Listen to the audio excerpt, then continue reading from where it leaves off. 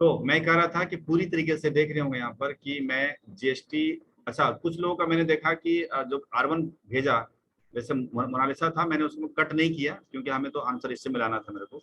लेकिन आपने देखा था कि एचएसएन समरी में रॉन्ग था, गलत ही था। एचएसएन समरी में ये वाला इनकम्प्लीट कुछ आ रहा था, यहाँ पर करेक्शन नीडेड 17 शायद कुछ थे। तो एचएसएन डालना भूल गए या एचएसएन का संख्या कम होगा, कुछ भी हो सकता है। तो एक बार चेक कर लेना आप उसमें अपने R1 पे, ठीक है। और बहुत लोगों का देखा कि अप्रैल टू जुलाई का हमें दिया था बनाकर रिपोर्ट, वो तो सब जान ही गए कि रिपोर्ट मंथली निकालिएगा, ऐसे मत निकालिएगा, ठीक।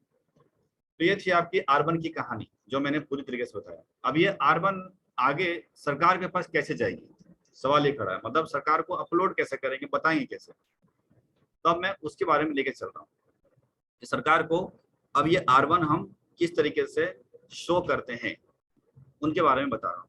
चलिए देखते हैं इसके अंदर वो तो चलिए मैं दे भी रखा हूँ इसी फाइल के नीचे, जो हम आज फिर भेज देंगे फाइल को, तो आप उसको देखिएगा इसके अंदर।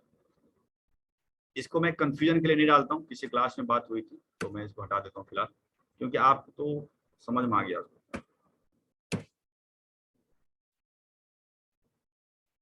ये देखिए किसी ने पॉइंट पूछा था तो मैंने बता दिया था, उसको भी हटा देते हैं।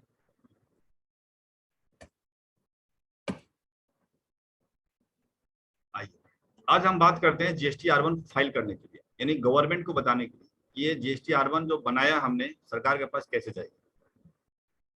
मैंने R1 बनाया किस महीने का बता सकते हैं, कौन से मंथ का बनाया? जुलाई का बनाया, ठीक। तो मुझे डीओजी में जाना है, R1 पे जाना है, जुलाई उठाना है। तो जुलाई टू जुलाई ऑलरेडी दिख रहा है मेरे को, ठीक। पहला देखना है मिसमैच रिपोर्ट, 0 होना चाहिए। सेकंड देखना एचएसएन समरी करेक्शन नीडेड, 0 होना चाहिए। ये भी 0 है, मिसमैच रिपोर्ट 0। आप बोलेंगे ये क्या आ रहा है, एक नंबर क्या आ रहा है? एक नंबर एंट्री है, वो एंट्री जिसमें जीएसटी का कोई फर्क नहीं पड़ता है। जैसे अंदर घुसते हैं तो देखिएगा एक रिसिप्ट के एंट्री बोल रहा है, तो इसका लेना देना किसी जीएसटी से नहीं है, R1 से नहीं है। R1 से जो इसके बाद की एंट्री थी वो हो चुका ऑलरेडी। तो आप जीएसटी के अलावा कोई भी एंट्री पास करेंगे उसकी संख्या यहाँ दिखाएगा आपको कि not relevant in this return, यानी इस रिटर्न में सब कोई मतलब नहीं बनता। जैसे कोई परचेज की एंट्री कर दूंगा तो यहाँ आ जाएगा, कोई सैलरी की एंट्री कर देंगे वो यहाँ आ जाएगा, मतलब एंट्रियां करेंगे बढ़ता रहेगा। तो इसका डरिए मत कि ये कुछ गलती दिख रहा है, बिल्कुल नहीं। बल्कि कहता not relevant in this return, यानी R1 से इसका कोई ताल्लुकात नहीं है। तो बस इतना ही है, आपको देखना होगा इसको सिर्फ करेक्शन नीडेड, और आपको देखना होगा एचएसएन समरी 0। बस ये 2 पॉइंट फोकस करिए और R1 फाइल करिए। चलिए जुलाई मंथ, हाँ कुछ पूछ रहे थे आप। परचेज की एंट्री कहाँ जाएगी, R1 है ये तो सेल की R1 तो सेल जाएगी, सेल और इनकम। परचेज का तो इसका कोई नाता थोड़ी ना है। हाँ तो सेल्स और सेल्स रिटर्न के एंट्री इसमें जाएगी, डन। और कोई अदर इनकम भी होगा, इनकम का जो भी, जैसे इनकम क्या था हमारे पास, वो था ना सर्विस का, वो भी इनकम हमारी इसमें जा रही। यानी इनकम से संबंधित जितने भी होंगे एंट्री जीएसटी के साथ, वो ये R1 का पार्ट, इनकम से संबंधित, खर्चे का नहीं।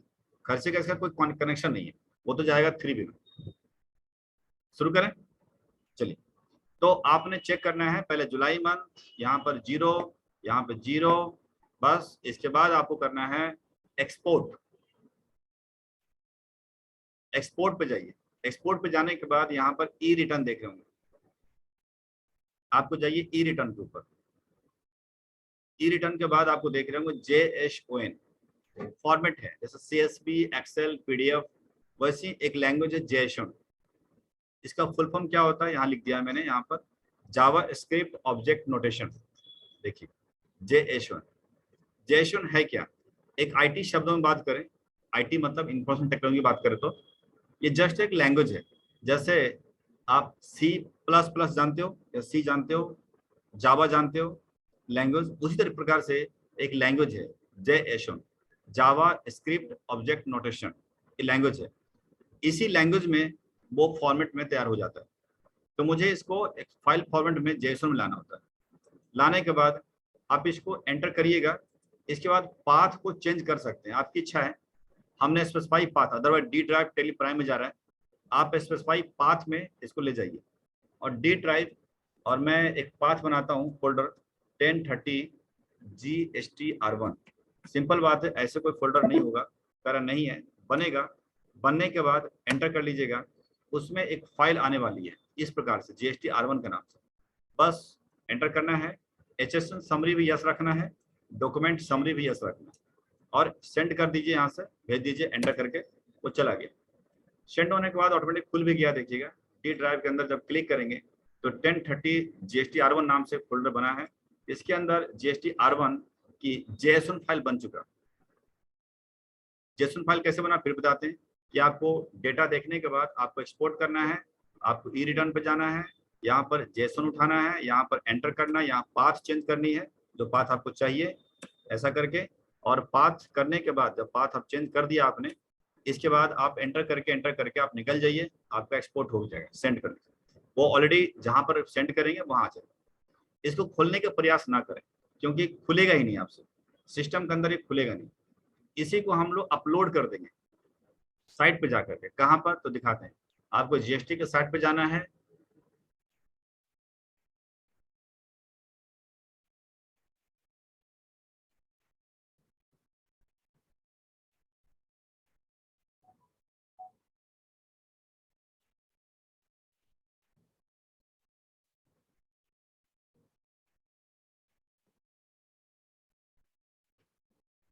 देखिए GST के मैं साइट पे जा रहा हूँ, लॉगिन हो रहा हूँ।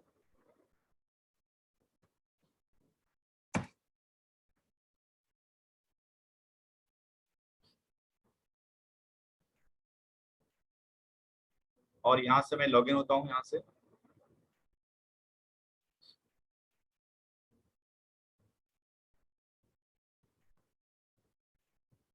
से मैं आईडी देते हैं जो कंपनी आपको देगी।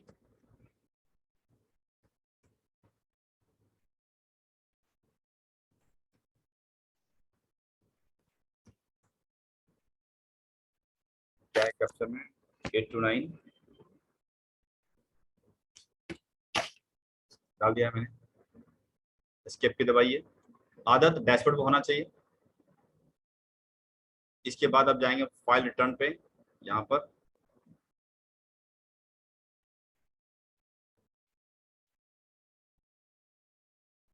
उसके बाद हमें अब जुलाई महीने का है तो वो तो हो नहीं सकता है, तो मैं 2021-22 तो भी खत्म, मतलब अभी 21-22 की अगर बात करूं, मार्च महीने की, उसका वक्त था हमारे पास लोड करने का। कब तक था? मार्च का, अगर मंथली होता तो अप्रैल में, कब तक? 11 तारीख तक। तो देखिए 21-22 की, मार्च की ऑलरेडी, यहाँ तो क्वार्टर ही दिखाएगा, मंथ हो तो भी क्वार्टर दिखाएगा। मार्च महीने की 11 तारीख अपलोड करने का था, वो ऑलरेडी R1 फाइल्ड हो चुका है, इसमें मैं कुछ दिखाई नहीं पाऊंगा। तो एडवांस में हम 22 चलते हैं, और 22 की Q1 की पहली महीने अप्रैल दिख रही है। अप्रैल खत्म हुआ नहीं है, लेकिन ये मान के चलिए खत्म हो गया, जस्ट अपलोड करके दिखा रहे हैं आपको। अप्रैल मंथ सर्च करेंगे, सर्च करने के बाद आप यहाँ पर देख रहे होंगे कि एक IFF दिख रहा होगा। IFF से जब वाकिफ होंगे कि IFF लाएगा GSTR1, क्योंकि अगर मेरा मंथली रिटर्न जाने वाला होता तो ये दिखता है यहाँ पर R1, लेकिन मेरा क्वार्टरली है, इसलिए 2 महीने दिखेंगे, अप्रैल और मई मंथ दिखेगा आपका IFF। एक ही बात है, IFF बोलो या R1 बोलो, आपको क्या करना है, यहाँ पर प्रिपेयर ऑफलाइन मोड में जाना है। यहाँ पर जहाँ देख रहे होंगे, ऑनलाइन में नहीं जाना, प्रिपेयर ऑफलाइन पे जाना, और फिर ऑफलाइन पे जाने के बाद क्लिक करेंगे, यहाँ ब्राउजिंग करनी है, ब्राउज करके, और आप जो जेसन आपने डाला यहाँ पर, जो डी ड्राइव के अंदर रखा था आपने,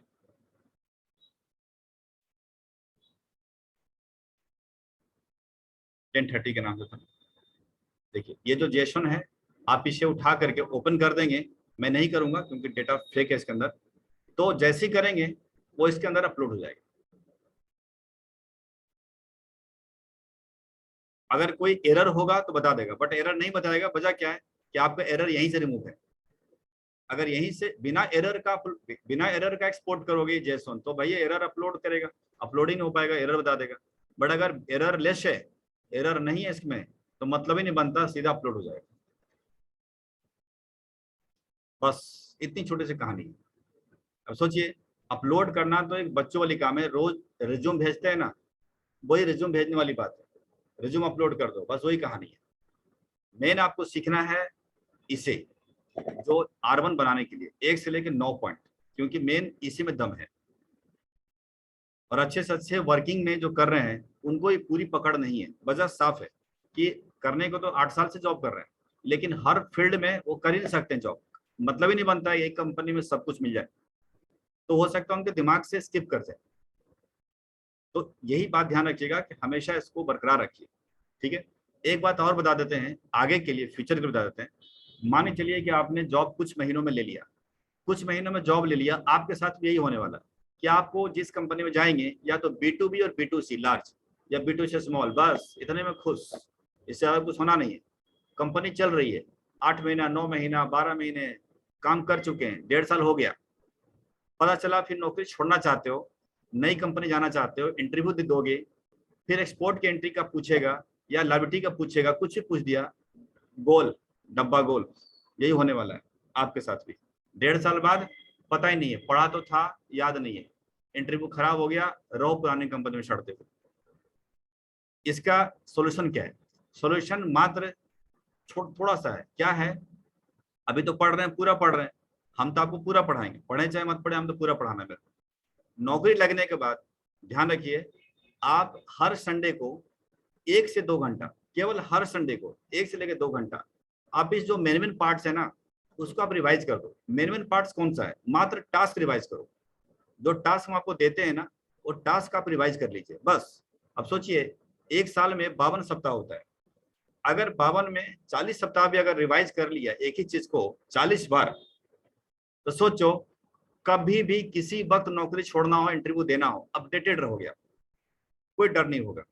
लेकिन अगर ऐसा नहीं करेंगे, ऐश मौज करेंगे, हर संडे को यार देखा जाएगा, तो 1.5 साल बाद वही होना है जो बाकी लोगों के साथ होता है। ये सच्चाई है, ठीक है। और सुनाओ, ठीक है, इतना ठीक है ना? ठीक, बाकी रहने देते हैं, बाद में कभी कर लेंगे। तो ये लीजिए, तो 1 से लेकर 9 पॉइंट पर कमांड करिए, और अपलोड करना बहुत बड़ी बात नहीं है। हम आपको प्रैक्टिकली R1 अपलोड करके भी दिखाया था, वो वीडियो बना होगा उस वक्त, लेकिन उस वक्त आप इतना दिमाग नहीं खुला होगा क्योंकि R1 हमने पढ़ाई नहीं था। लेकिन क्या करें, वक्त था उस टाइम पे करने के लिए, इसीलिए किया। आप उस वीडियो का जाके देखना है, वीडियो। हाँ, नहीं तो मैं कोशिश करूंगा आज ढूंढ करके और अपलोड कर दूं, आज साथ में उसको अपलोड कर दूं ढूंढ करके, ताकि आपको अब दिमाग में रहेगा कि अच्छा ऐसे होता है। अब उसमें देखिएगा मात्र B2B ही बिल था बस, मेरे पास होता ही नहीं, कहीं भी नहीं होता है, केवल B2B या B2C या 1-2, बस काम खत्म। और सोचते हैं कि हमने काम कर लिया। तो वो अपलोड वाला वीडियो मैं आज डाल दूंगा जो मैंने कराया था आपके सामने, ठीक है। अदरवाइज आप यूट्यूब पे भी देखेंगे, कई वीडियो बनाते हुए बनाया होगा लोगों ने कि अपलोड कैसे करते हैं, तो अपलोड वाला वीडियो वहां भी देख सकते हो, वहां भी देख लेना। डन। चलिए, आज इतने ही रखते हैं, कल हम बात करेंगे GSTR 3B की तरफ। R1 खत्म हो गया मेरी तरफ से। पहले मैं आपसे बात करूंगा 7 नंबर 8 नंबर के लिए कि दोबारा कराऊं या ना कराऊं। आप बोलोगे हाँ तो मैं दोबारा करा दूंगा, ना तो 3 बना देंगे, ठीक है ना। Okay, bye bye.